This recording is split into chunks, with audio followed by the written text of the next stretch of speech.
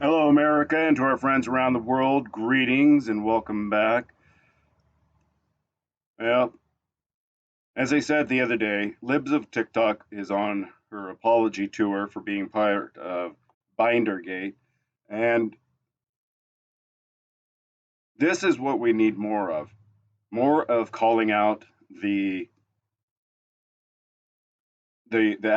absolute vile nature of women. Far too long. There's that old, you know, little limerick about girls are made of everything nice, sugar and spice, blah blah blah.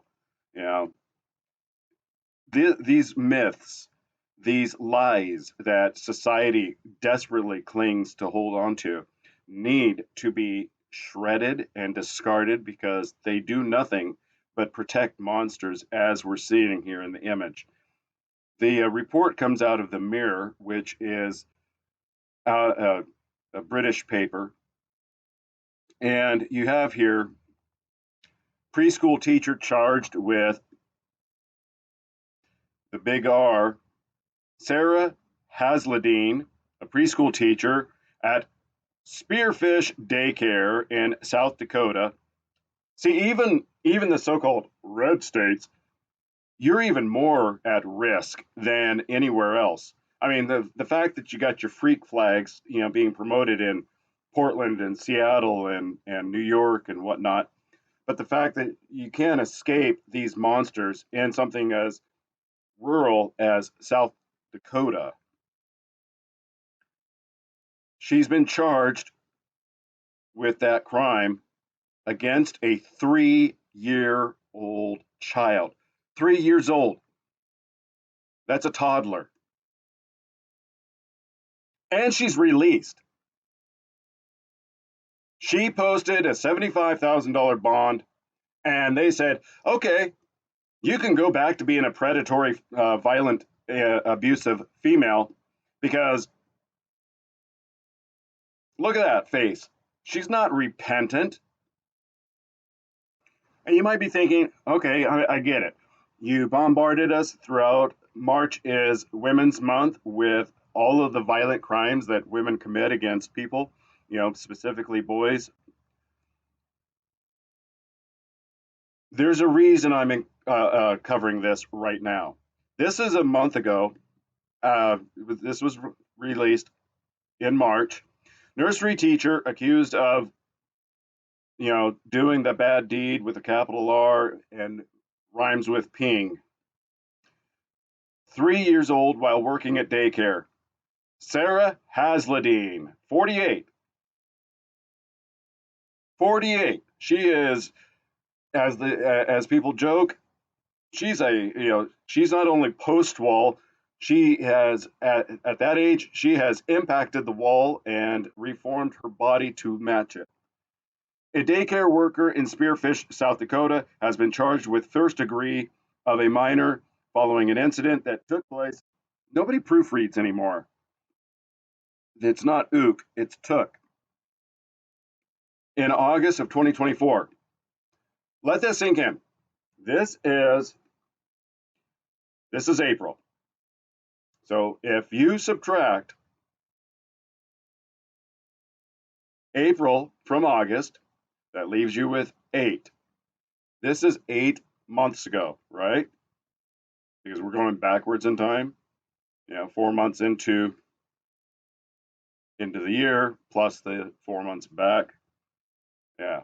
So this is recent. This is within the last year, and they're letting her run around free to be predatory, as this child is most likely damaged mentally, emotionally, and is not going to grow up normal as a result. This is unacceptable. There's no reason this woman should be released. Would a man be released for this? Only if they're a trans daycare worker in Kentucky, as I covered over a year ago. Now, the reason I alluded, there's something I alluded to when I first began reading this, and there's a reason. There's multiple reasons that these things are becoming more renowned, more infamous, It's number one, the prevalence of social media. Number two, the amount of women who have subscribed to the womanist ideology. Brave, strong, independent, empowered. You know, adult activities unrestricted. All of that stuff. Number three, the prevalence of homes lacking a masculine role, meaning, granted, this woman's 48. She could have been, the 70s, one of the first generations to have a father not in the home being pushed out by federal grant incentives, or she could have been a beneficiary or a combination of both. But the point is, she's been financially incentivized to not ever be responsible and accountable and been rewarded for all of her vile acts over the last 48 years. And there is now consideration by President Trump's administration to reward that. And I'll get into that here in a moment. Preschool teacher has been charged after allegedly inappropriate adult relations, or, it's not inappropriate, well, just violent abuse of a 3-year-old child in a horrific attack.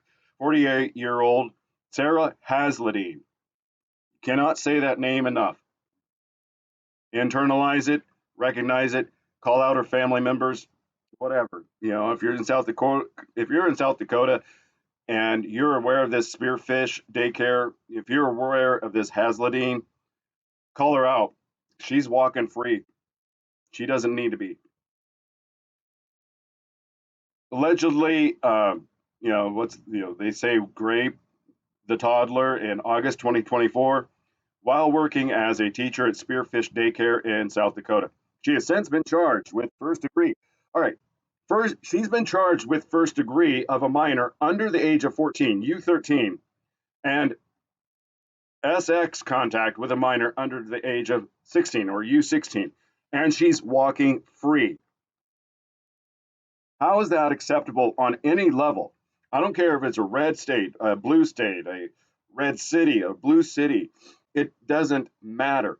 For what reason is a predatory, violent criminal who's facing a first-degree felony charge roaming free? I've already covered in this month of April of Emily Nutley, the Ohio school, the lead school counselor, who is smiling as she walks into court.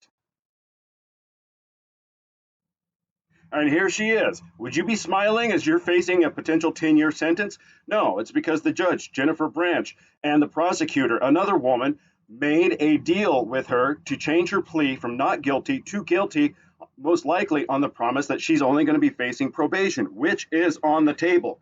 And it's underreported that she's facing probation rather than the full 10 years. Everybody's like, oh, she's facing 10-year sentence. No, and they gloss over the fact that probation is on the table. Yeah, this is unacceptable. According to court documents, both the charges she faces are said to relate to an incident involving the same alleged victim. The court documents made available do not name the location that the alleged act took place.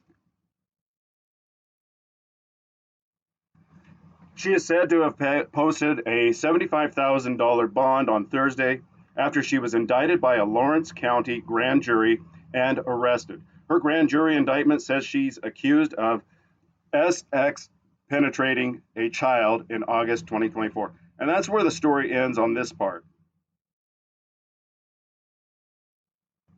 All right, so what does this have to do with President Trump and one of his proposed agendas? Right here, baby bonuses. Trump admin devising ways to trigger traditional family population boom. Total garbage. They want to financially incentivize these predatory women to to further dismantle any kind of stability in home life. They want to financially incentivize women only, rather than reform the laws, of which the Texas State's Attorney General office actually profits off of child support funds collected so much that their entire AG, the state's AG, is funded off of the federal incentives that they receive from child support collection. This is nothing more than another scheme to further push men out of the home, out of the family, and out of children's lives to raise them appropriately, resulting in monsters such as this Sarah Hazledine.